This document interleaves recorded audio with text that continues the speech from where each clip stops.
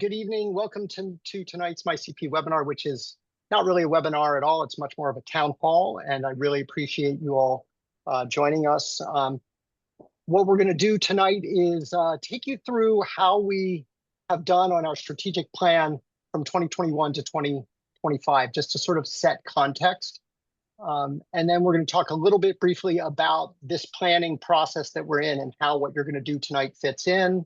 And then we're going to go into those breakouts, and we'll set a little context right before we go into the breakouts. There'll be a little pandemonium when we break everybody out into Zoom rooms. It's a little confusing at first, so just bear with us. And then we'll all come back together, and we'll have each of the groups share one of the strengths that was discussed, maybe the one that had the most commonality, and one of the weaknesses that was discussed. And then that will all be, but the collective discussion will be taken and integrated into our strategic planning process, and I'll talk about that. Okay, I'm going to do not the same introduction I normally do, but I'm going to sort of set the context for our, we're in our 10th year. We had a strategic plan that took us through our first 5 years. We're at the end of our second strategic plan, so I'm going to do mission, vision, and then talk about our strategic plan. So our mission is to optimize the lifelong health and wellness of people with CP and their families through high quality research, education, and community programs. Some of you are here tonight, and we're at this event. This is when we were all together in Chicago, 45 of us in 2017, and we subsequently published our patient-centered research agenda for CP. And that's available on our website. If you haven't read it, you're welcome to go and look at it. So vision so there's mission, which is your purpose. It's the durable thing why you should be around for, it should stand for 100 years. A vision I use very specifically to say, what is the picture of what we're trying to do over maybe 2 strategic plan cycles or thereabouts, not something that's sort of just magical and wishful thinking. It's aspirational. It's hard work, but it's something that will make a difference if we can achieve it. And so I'm going to read it just to emphasize. So our goal is to engage community stakeholders and a very large number of healthcare systems in what's called a learning health network, i.e. a network that gathers data from its care and uses that data to improve care, so that we can collectively focus the research and the care improvement that we do on the issues that matter to the community most. And we've been told those are, largely participation and quality of life issues through our patient-centered research agenda setting process. We want to gather and share the lived experience of community members, as well as measure the healthcare aspects of the healthcare processes with regards to the health and well-being of people with CP, so we can have this platform for continuous improvement of health and well-being. So our 2021 to 2025 plan, there's a lot of detail in it. It's available on our website, but it basically says there are 4 high-level objectives, and then within each of those objectives, we had smaller goals that we needed to accomplish to advance the objective overall. So these were the 4 high-level ones. Sustain a world-class research and improvement network that operates as part of a patient advocacy organization. So I've done a lot of networks in my life. Most of my networks are standalone. That's all they do is they do research. But we're also a patient advocacy organization. And so that is a very unique aspect of what we do.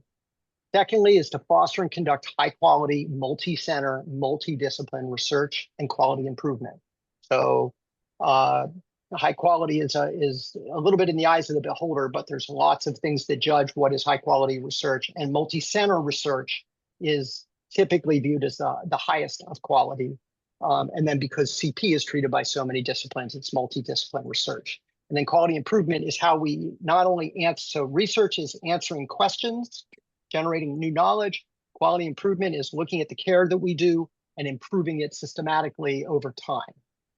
Objective 3 is about knowledge translation, and it's how can we take educational tools that we can use to engage the community to improve care.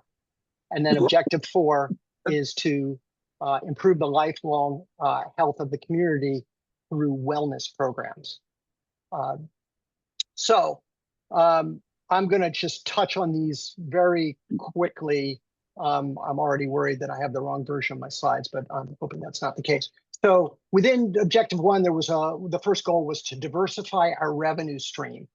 We spent our first 7 years purely based on philanthropy. In 2021, we launched a program by which the hospitals contribute $15,000 a year to participate in this research. And so we've been able to sign up 35 hospitals to do that. We've got another hospital that's represented here tonight that's actually working on their agreement, and then a number of other hospitals that are looking at how they're going to get internal support to do this, and some hospitals that have participated when we were free and that have declined, or hospitals that have just decided that it's not the right thing for them. Goals 2, 3, and 4 to support sustaining our work were about how we function, how we govern, what our governance is, and what do we do with the revenue to fulfill this sustaining of our work. So we went from the beginning, which this whole pie was all philanthropy, to this is what our revenue sources look like. And so looks like a peace sign turned on its side, but it's a combination of philanthropy, hospital participation fees is the biggest, sponsorships is big, philanthropy is now much smaller, and grants are a portion. We also partnered with a new data coordinating center during this 5-year period with the University of Pittsburgh, and we've built an incredible amount of support for the registry and research through our partnership with Pitt. In our 2023 meeting at Nemours, we discussed the involvement of the community, going from just me and Michelle being involved in everything to, how could we really involve more people? We had a community action committee, but we really moved significantly to having them be able to evaluate new concepts and then participate in research. And then lastly, we took these additional revenue sources and we've gone from 2 volunteers that were running the organization in 2020 to 5 employees and several contracted professionals. So we've really done a lot to sustain our work. Just to give you an idea of how we spend that money, 80% of it goes to research and QI, 6% of it goes to education, a smaller slice to wellness, and then 13% is sort of the overhead of just running our business. Am I into you, Joyce? I feel like I'm at the point that I hand over to you. Yep, this is mine. Okay, go for it. All right.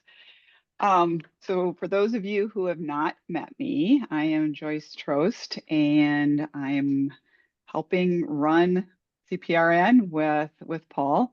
I'm the Vice President for Quality and Research, physical therapist by training, and worked at Gillette Children's for most of my career. So in the second objective, it states that we're going to conduct high quality, multi-center, multidiscipline research and quality improvement. And in order to do that, we need to get data from the different sites. So these would be things like people's age, their GMFCS level, everything that kind of describes who the patients are.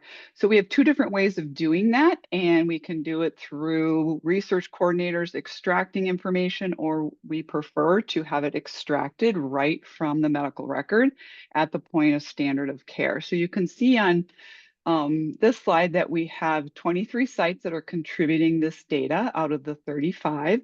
About half of them do it through their electronic medical record. The other half extract that information. And then we have sites that are collecting data but not sending it to us yet. And then we have a large group of 9 sites that are just onboarding. Next slide, Paul. Mouse is not on the right spot. There you go. Okay. So I'm going to give you a very high overview just because we're limited to time, but I'm going to talk about some of our metrics.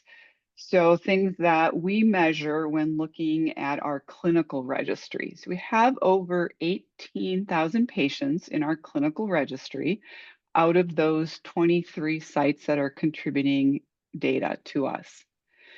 Almost 10,000 of those patients have our core elements, and those are GMFCS level, what type of cerebral palsy that you have, if you were born full term or not, and what your movement disorder is. The investigators that are helping to either contribute this data or do research, we have 130 different investigators across those 35 sites, and they are in all different disciplines. So it's not just orthopedists, but it's across all the different disciplines that treat cerebral palsy. We currently have 23 active research projects. We've, in our past 10 years, have received 14 external grant awards. And this year, we've just exploded with grant submissions. And we actually have 7 that are awaiting decisions to find out if we will get funded or not. Next slide, Paul. Paul talked a little bit about our data coordinating center that helps both manage the data and provide statistical support. We have a program for mentorship to try to build early career investigators to support years and years and years of future research. We've established a community engagement partner pool. In fact, some of the people on this call recognize your name, are in that pool, and we are now starting to work to match people with projects, and that will be an ongoing process. And then for trainings at our bi-monthly investigator and community action committee meetings, we provide research training. So twice a month, they get extra training. Next slide. I'll talk a little bit about the quality improvement projects. There are 6 quality improvement groups that are meeting. We have sites that contribute data to that quality improvement and are going through that iteration. But then we also have other sites that come and are just learning about how they can better or how they can improve the standard of care at their site. They may not be involved in the process within CPRN, but they're part of our community of practice. And on 3 of our quality improvement groups, we do have engagement partners that are participating with those groups. And those groups are also working through implementing what they have found to be best practice at the sites. Next slide, Paul. Another aspect of high quality research and quality improvement are getting the information out to other people who are not part of the network. And this is typically done from an academic perspective through manuscripts. So we have published 23 manuscripts, and these are multidisciplinary. They've been run through CPRN. And this is just on the right, you'll see just a smattering of the different journals that those have been published on. You can find all of those on our website if you want to go and read the abstracts and just find out what kind of manuscripts are being published. We've presented over 65 times. I talked about we have 3 quality improvement projects that are going through implementation, and what that is doing is it's taking kind of our ongoing documentation, standardization, and bringing it back to the clinic so that individuals are implementing what we're finding out through our QI process. We provide monthly webinars to spread our knowledge, and there are typically 1 to 3 blogs per month about something going on within the network. Next slide. As far as our community registry, great to see that so many people are part of MyCP. We have over 5,100 members of MyCP, and about 3,500 are people with cerebral palsy. We also have researchers that are a part of MyCP and clinicians, parents, etc. We have a very active community forum, so if anybody's interested in getting into conversations and discussing and sharing information, that's a great asset that you can join through our website. And then people actually participating in our community registry. There are 800 adults that have consented and started to answer surveys. and about 430 parents who are answering for the children. And many of those research projects that I talked about are actually using the community registry data for their work. All right, Okay, is it on to you. back to me? Yeah. All right, so we do a lot to translate knowledge. A lot of this is both through our website and through our educational tools. I did at the very beginning sort of hold up and I'll see if I can get it. Oh, it's hard to get it Back on it this up. camera.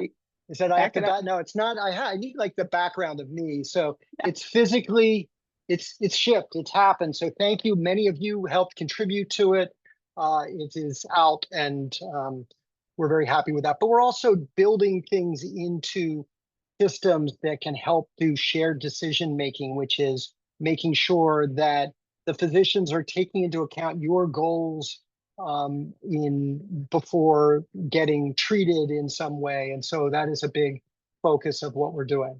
On the wellness front, most of our effort has, after trying many things, has been focused on our partnership with the National Center for Health, Physical Activity, and Disability. And so we are their referral site organization for people with CP. We do this online. We have our centers that treat adults, refer people, and then we're out partnering with communities on the ground, telling them about these to drive it. So we've driven lots of people to the mentor program. People that go through this 8-week course absolutely love it. We've also partnered with a DC organization to get them to implement a pediatric program called BFIT. That's pretty much a heavy lift. So what we're now doing is working with the NICPAD folks to see if we can implement a pediatric version of Mentor. So if I just, so, we're not done with 2025. What's ahead are, Joyce talked about some of this, grant submissions that we're awaiting decisions or are about to be submitted. Got a lot of active studies that we're trying to move further along. We just hit a major milestone with our HIE registry extension and enrolled the first few patients in that. Our images are starting to be transferred for our imaging registry. So we're making good progress, but these are multi-year studies that it's going to take a while to get the final results from, but we made a bunch of progress and we will continue to publish off of these. So that's sort of where, so what I would say is I'd give us a B+ on our strategy. But that's okay. I don't expect to get an A+. I think that we've accomplished a lot. We've realized what was wrong from sort of a 5-year plan that you make in the first year, and we've adjusted a bit. But largely, that's really driven our focus for what we do. So now we're going to go into this summary of what we're doing to do strategic planning for 2026 to 2030. And I'm going to start by summarizing a bit of the process and a phase that we've already completed with a number of community members and the investigators and our board of directors, which is called an opportunities and threats. But so what we're doing is we did an initial sort of what's called this environmental scan, and where we look at what's going on in the political environment, in the economic environment, the social environment, the technological environment, the legal environment, and the environment. And we try to figure out what are the things that could harm us and what are the things that are opportunities that we should jump on. So we've done a bunch of processing on that. I'm going to share that, and then we're going to go into our breakouts. So we're in the process of doing strengths and weaknesses. So very often in strategic planning, you do what's called a SWOT analysis. So it's strengths, weaknesses, opportunities, and threats, or quote, if you were to really pronounce it the way it's spelled. And so we're in this process, and then we're going to take these strengths and weaknesses from these different constituents, and then start to synthesize it into a strategy, looking at the opportunities and threats, looking at what we've accomplished, looking at the strengths and weaknesses, and where should we go over the next 5 years. And we will be back for some discussion before we finalize that. So I'm hoping that by either late fall or early 2026, we will have our strategy to have approved by our board of directors. So because this relates a little bit to how you might think about strengths and weaknesses, I want to just explain what did we learn from our opportunities and threats. Lots of things were discussed on all those different aspects of, political, economic, blah. But what kind of came out as the biggest ones is there's a huge opportunity for AI to help us with the way we collect data, the way we can learn things from data. It's very clear that AI has a ton of potential to alter healthcare and the way we do our business in particular. The other thing is that, because of the pandemic, largely everyone is online, and it's really changed the availability of people to participate in studies and things like that. That's a little bit of a double-edged one. Actually, both of these are.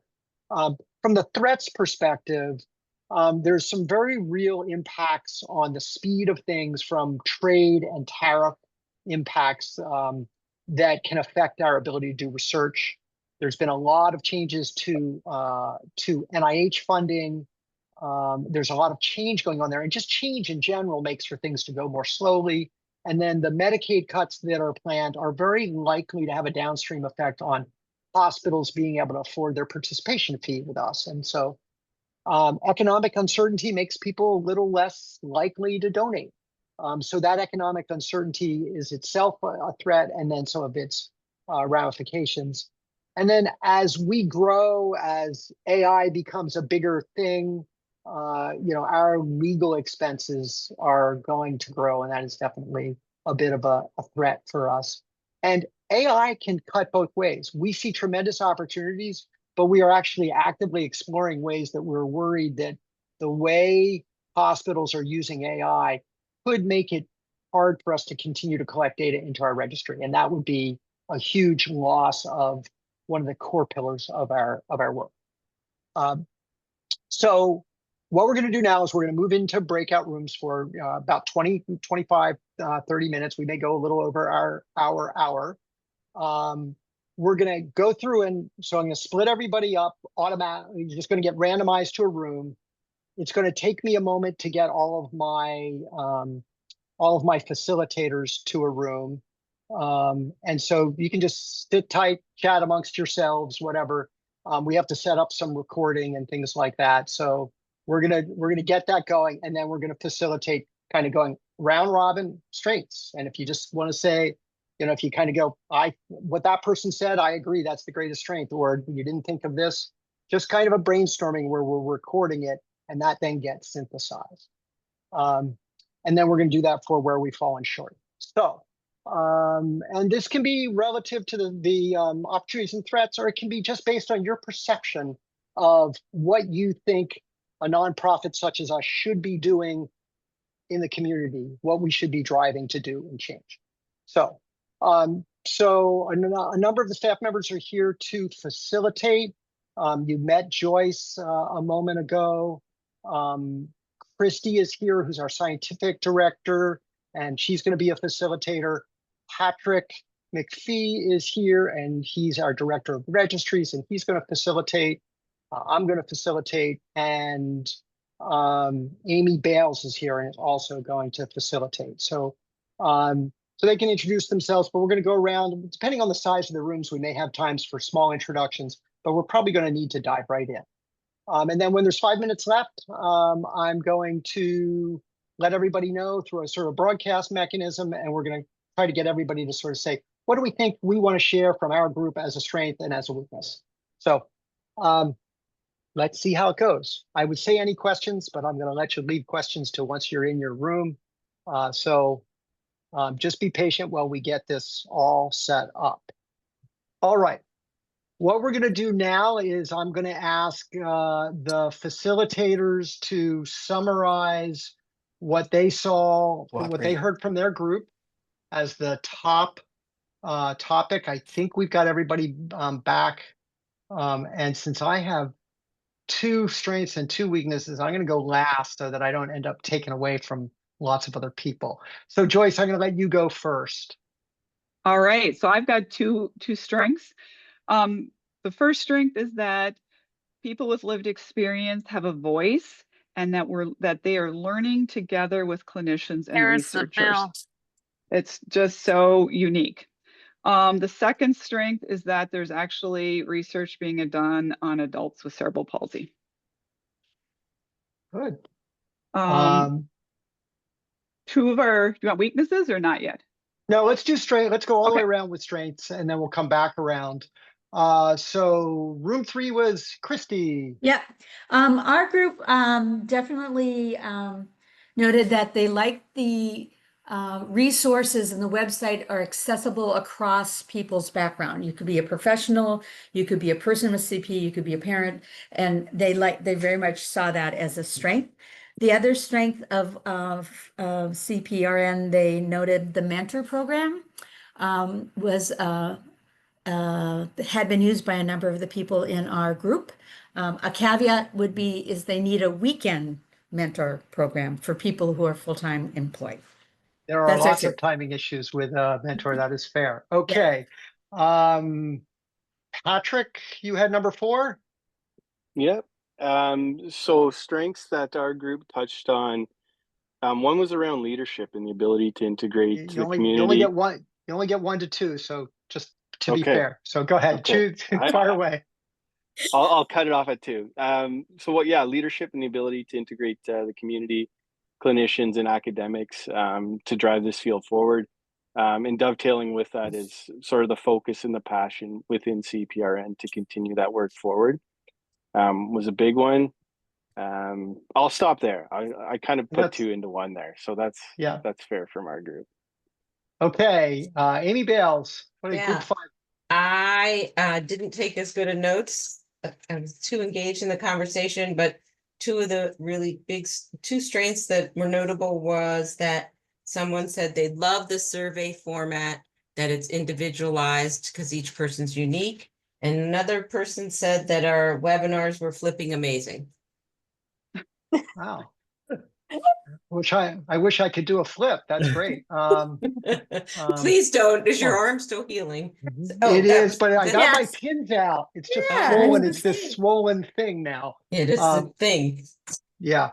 Okay. So I realize I really should have started with weaknesses first because we're going to end. So I'm going to save my strengths for the end. So we're going to do weaknesses now, and I'm going to go in reverse order. So Amy Bales, you lead with Correct. biggest. Big weaknesses that I heard was that we need to be able to get more of our information to lots more medical providers, or at least to the people with CP or their caregivers so they could take it to their medical providers. And the other weakness was the role that the community forum plays and how we can grow that. I'll leave it at that. Okay. Back to Patrick.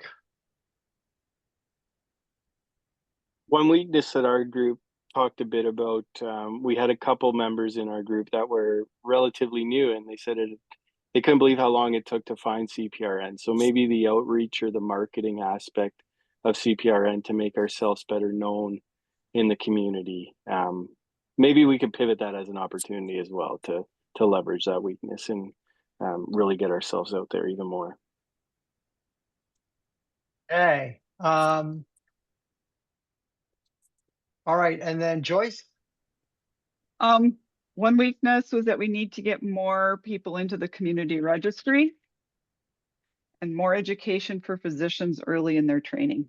Yeah. On the topic of cerebral palsy. I got it. Great. Thanks. Okay. So our group, the sort of the 2 themes that we heard in weaknesses, there were lots of little points where like with the suggestion of a podcast, it spawned into this more ways of communicating, meeting people where they are from a communication perspective, more, maybe adding video to the forum or something like that. And, podcast and just more supports for people to be able to consume information in ways that work for them. So that was one. And then the other one that was pretty consistent was kind of emphasized about medical providers. And it's like, great that we've got these tertiary care centers, but either spreading what our evidence and care improvements are to much broader, or sharing information. So similar to that, like training of medical providers were the key things. And because I want to end on a positive note and did this in the wrong order. Can group 3 share our weaknesses, please? Oh, did I skip you, Christy? Yeah. I'm so sorry. It's too many people. I've got all these, everybody's got their camera on. It's on. Go ahead, Christy. Weaknesses. Our group, one of the things that came up was that we need to make use of the professionals and clinicians who are healthcare providers who are also have cerebral palsy. And then another one is that our support groups, and maybe it'd be good to have support groups by GMFCS level so that you can speak to and share with people who are of similar issues. That is kind of dovetails with what you were just saying about the podcast as well. Yeah. Okay.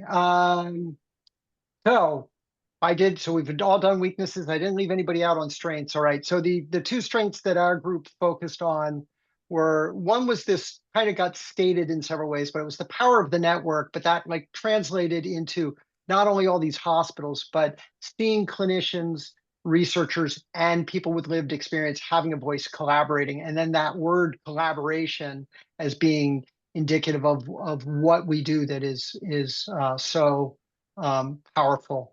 And it has clearly led to the spawning of so many projects. And then, I'm wondering if somebody else from my team, the way I did my notes, I just changed something. I lost my second one. Anybody remember what I summarized as the second one?